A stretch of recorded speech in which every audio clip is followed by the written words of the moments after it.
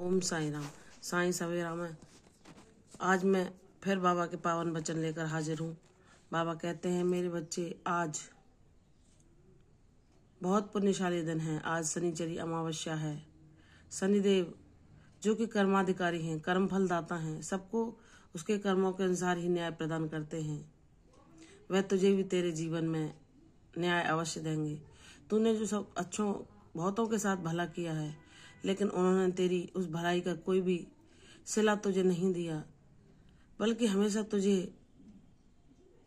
ताने देते हुए हमेशा तेरे जीवन को और दुखी बनाने का प्रयत्न किया है। लेकिन तूने हिम्मत नहीं हारी। क्षण भर के लिए तेरे मन में क्रोध भी आ जाए, लेकिन मैं किसी न किसी माध्यम से तुझे ज्ञात करा देता हूँ कि मेरे बच्चे, ना तू ऐसे लोगों से तर्क वितर्क कर जो तेरी अहमियत नहीं जानते, जो तेरे गुणों को नहीं पहचानते। उनके आगे तुझे कुछ भी साबित करना व्यर्थ है। इसलिए अपनी ऊर्जा का व्यय वहां ना कर जहां उसकी आवश्यकता ही ना हो। ऐसे नकारात्मक लोग जो तुझे जान ही नहीं सकते, सब कुछ मेरे भरोसे छोड़कर जाने दे। तू अपने मन को शांत रख, जितना हो मौन धारण कर। वह कितना भी बोलने दे, तुझे कुछ भी साबित करने की आवश्यकता नहीं। तेरा बाबा है ना तेरे जीवन में, वह सब कुछ साबित कर देगा। और वह जब न्याय करेगा तो सबकी बोलती बंद हो जाएगी। इसलिए अपने बाबा के न्याय पर विश्वास कर और इस परिस्थिति को भी सहन करके मौन धारण कर, जो तेरे मन को शांति देगा। जब बाबा में ही हम सब रूपों को देखते हैं, वही हमारे लिए शनिदेव भी बन जाते हैं। शनिदेव वह देवता हैं जो कर्म फलदाता हैं, सबको अच्छे कर्म करने की प्रेरणा देते हैं और कहते हैं, जैसा तुम कर्म करोगे वैसा ही अपने जीवन में फल पाओगे।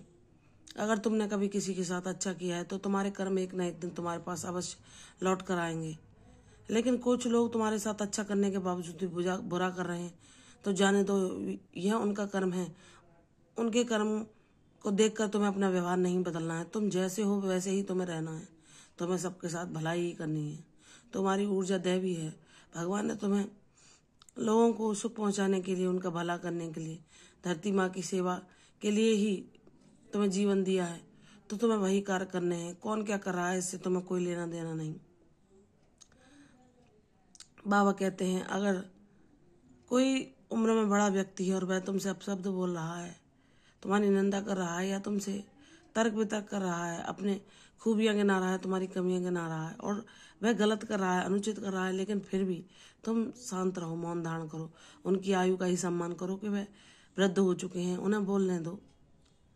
और तुम मौन धारण करके बस मेरे न्याय की प्रतीक्षा करो, क्योंकि मैं देख रहा हूं कि तुमने क्या किया है और उन लोगों ने तुम्हारे साथ क्या किया है।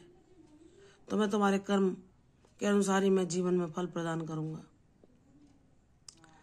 बाबा ही हमारे शनिदेव हैं जो हमारे जीवन में न्याय करते हैं, हमें सत्कर्मों की मार्ग दिखाते हैं और कहते हैं, मेरे बच्चे, तेरे ये सत्कर्म व्यर्थ न जाएंगे। तेरी सबरी जो तूने इतने लंबे समय धारण की, मैं उसको निष्फल न जाने दूंगा। उसका उचित फल तुझे अवश्य दूंगा।